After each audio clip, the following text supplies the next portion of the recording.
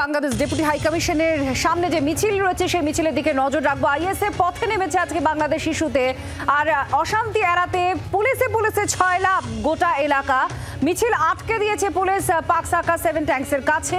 এই মুহূর্তে আপনারা দেখতে পাচ্ছেন সেখানকার ছবি। বাংলাদেশ ইস্যুতে পথে নেমেছে আইএসএফ।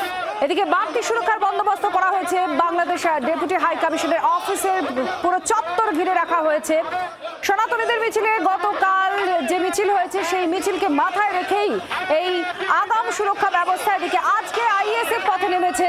বাড়তি সুরক্ষা বাংলাদেশ দূতাবাসের বিভিন্ন জায়গায় গার্ডরেল দিয়ে আটকে দেওয়া হয়েছে এবং পুলিশের ছয়লাভ গোটা চত্বর। এই মুহূর্তে আইএসএফ সমর্থক তারা পথে নেমেছেন পাক সাকা 7 ট্যাঙ্কসের কাছে। মিছিল আটকে দিয়েছে পুলিশ। বরুণ সেনগুপ্ত আমাদের প্রতিনিধি এই মুহূর্তে সরাসরি আমাদের সঙ্গে রয়েছেন। মাফ করবেন, পাক সাকা 7 পয়েন্টসের কাছে আটকে দেওয়া হয়েছে এই মিছিল। আমাদের সঙ্গে বরুণ সেনগুপ্ত সেখান থেকে রয়েছেন সরাসরি। বরুণ, এই মুহূর্তে ছবিটা কি দেখা যাচ্ছে? কারণ একদিকে পুলিশের ছয়লাভ গোটা ডেপুটি হাই কমিশনের এলাকা, তার মধ্যে এখানে আটকে দেওয়া হয়েছে মিছিল। কি ছবি, কি বলা হচ্ছে আইএসএফ এর তরফ থেকে?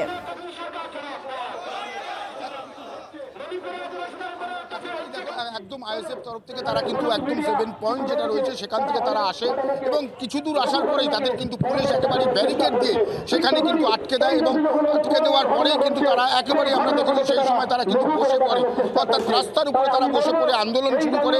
কারণ তাদের যেটা দাবি, বাংলাদেশে সংখ্যালঘু যারা রয়েছেন তাদের উপর যে অত্যাচার হচ্ছে সেই অত্যাচারের কিন্তু তারা জবাব চাইছে, যাতে সেই অত্যাচার যাতে কোনো রকম না হয় সেদিকে তারা কিন্তু একেবারে দৃষ্টি আকর্ষণ করছেন। তার জন্যই কিন্তু বাংলাদেশ হাই কমিশনের অফিসের সামনে তারা গিয়ে তারা ডেপুটেশন দিতে চাইছিলেন। তারপরে দীর্ঘক্ষণ পুলিশের সঙ্গে বচসা হয়। সেই বচসার পর তারপরে কিন্তু দেখা যায় তাদের 5 জনের প্রতিনিধি দল তারা কিন্তু এই মুহূর্তে বাংলাদেশ হাই কমিশনের যে অফিস রয়েছে সেই অফিসে তারা কিন্তু গিয়েছেন এবং সেখানে তারা কিন্তু তাদের যে দাবি দেওয়া সেটা কিন্তু তারা জানাবে।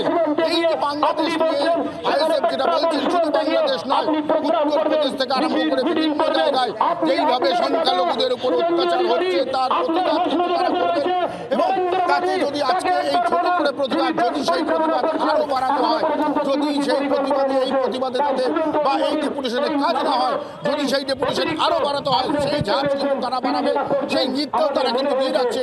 একেবারে পুলিশ কিন্তু আমরা দেখেছিলাম দুপুরের পর থেকে একদম সদা প্রস্তুত ছিল। তারা কিন্তু একদম বিভিন্ন জায়গায়, অর্থাৎ বাংলাদেশ হাই কমিশনের বিভিন্ন জায়গায় তারা কিন্তু একদম ব্যারিকেড করে রেখে দিয়েছে।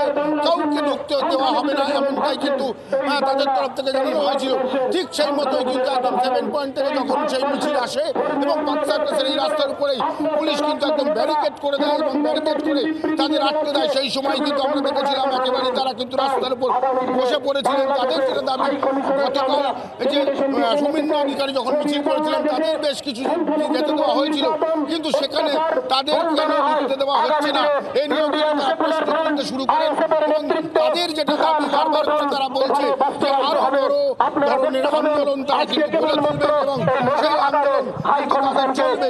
শুধু আজকের এই আন্দোলন নয়, আজকে এই ডেপুটেশন দিয়ে শুধু তারা শান্ত হবেন না, তারা কিন্তু আরো বড় করে আন্দোলন করবেন। এমনটাই কিন্তু শুনতেও পাচ্ছেন যে আইএসএফ এর তরফ থেকে যে বক্তৃতা করা হচ্ছে, বাংলাদেশ ইস্যুতে পথে নেমেছে আইএসএফ। সংখ্যালঘুদের অধিকার, তাদের সুরক্ষার দাবিতেই এই দাবি নিয়ে আইএসএফ আজকে পথে নেমেছে, তাদের আন্দোলন চলছে। অপরদিকে বৃহস্পতিবার সনাতনীদের যে মিছিল, সেই মিছিলের অশান্তি আর সেটা মাথায় রেখে আগাম প্রস্তুতি আজকে ডেপুটি হাই কমিশনের চত্বরে নেওয়া হয়েছে।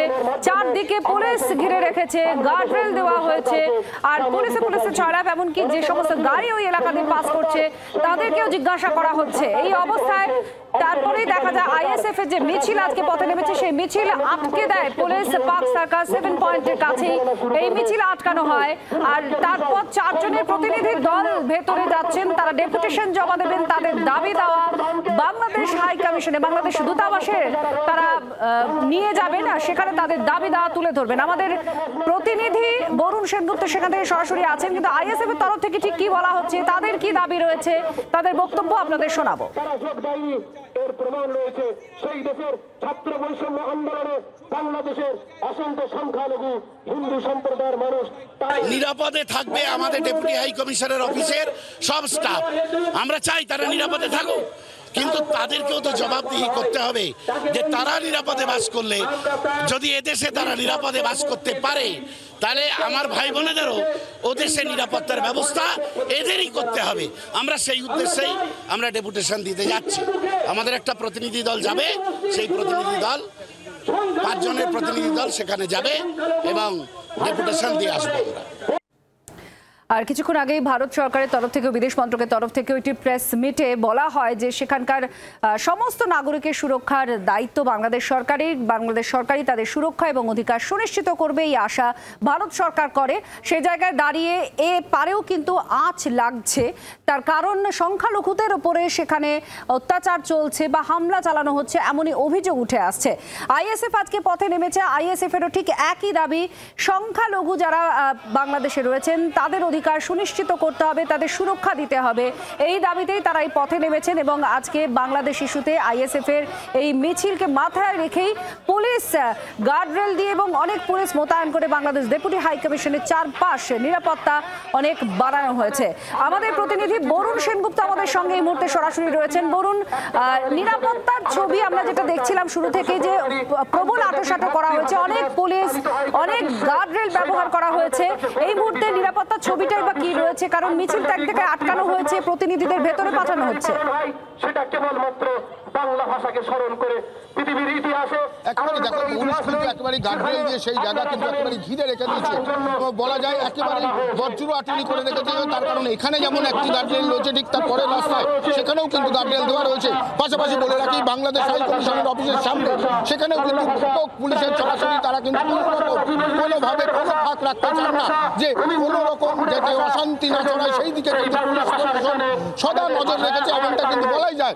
পাশাপাশি আইএসএফ যেটা দাবি করছে যে তাদের 5 জন প্রতিনিধি তারা গিয়েছেন এই মুহূর্তে এবং সেখানে কিন্তু গিয়ে তারা কিন্তু স্মারকলিপি তারা কিন্তু দেবেন এবং সেখান থেকে তারপরে বেরিয়ে তারপরে কিন্তু তারা বলবেন যে এই ধরনের তাদের যেটা বারবার করে বলছেন যে যেভাবে অত্যাচার হচ্ছে বাংলাদেশের সংখ্যালঘুরা, সেদিকে কিন্তু যাতে বাংলাদেশ হাই কমিশন নজর দেয়। যদি নজর না দেয় বা যদি এই ধরনের অত্যাচার না কমে, তাহলে কিন্তু আরো বৃহত্তর আন্দোলন তারা কিন্তু গড়ে তুলবেন। তাদের তরফ থেকে কিন্তু স্পষ্টভাবে জানিয়ে দেওয়া হচ্ছে এবং তাদের যে যারা নেতৃত্ব বা যারা এসেছিলেন তারা কিন্তু এই মুহূর্তে রয়েছেন, একেবারে বিভিন্ন নেতৃত্ব তারা এই মুহূর্তে কিন্তু তারা রয়েছেন এবং আমি তাদের সঙ্গে কথা বলে নেব।